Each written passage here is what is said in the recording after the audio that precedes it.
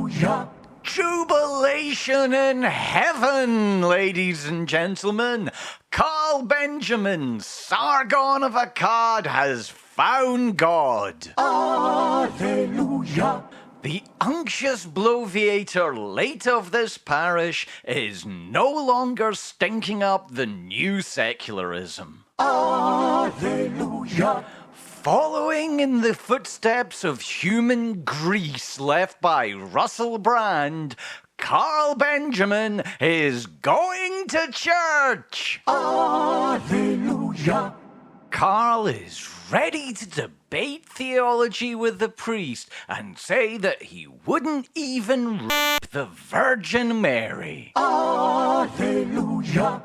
It gives me great pleasure to not even tangentially be on the same side of an argument as that rancid chunk of smooth-brained meat. But of course, he never has any hard beliefs other than just being a contrarian and a bigot. That's it. That's his entire act. And he thinks that pivoting to being a bloviating Christian as opposed to being a bloviating atheist now helps his position. I have been long speculating that many on the right in the secular movement are suddenly going to become these fake holy rollers. Brand was just marginally ahead of the curve here. Even Dawkins is saying that he's culturally Christian.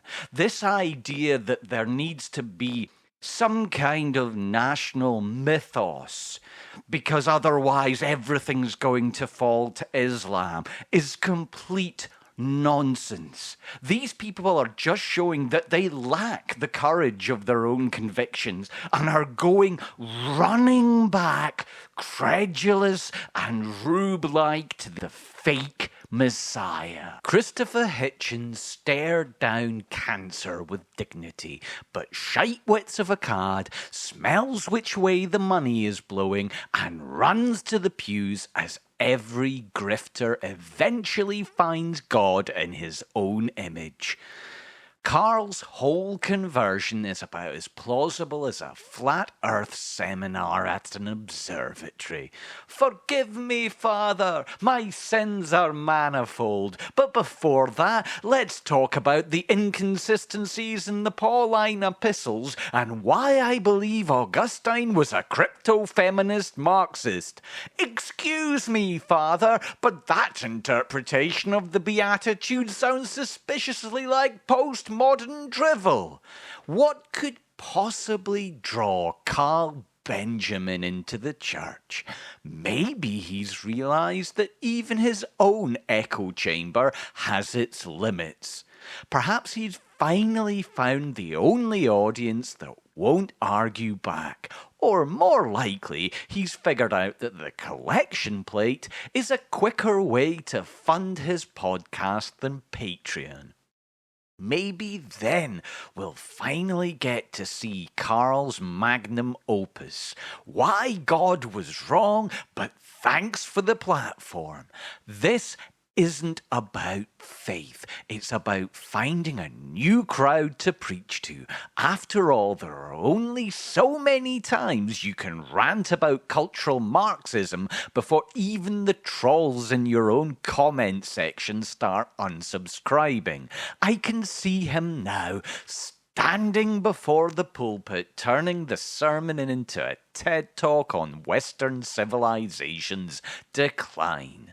The congregation will be there, politely nodding, secretly wishing they were back to the days when the biggest controversy was the Women's Institute arguing over whose baking gets prime position at the church fundraiser.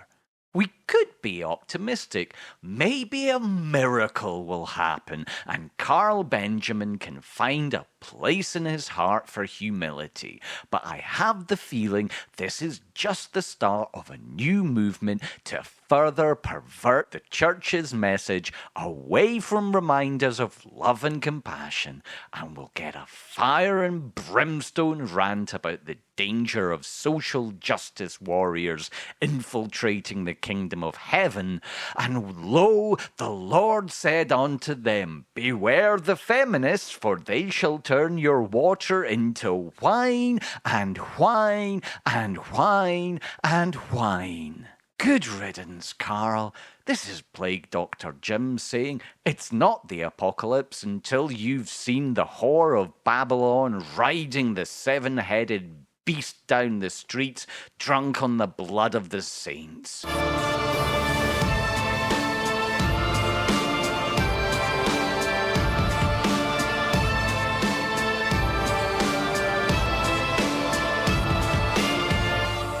Alleluia.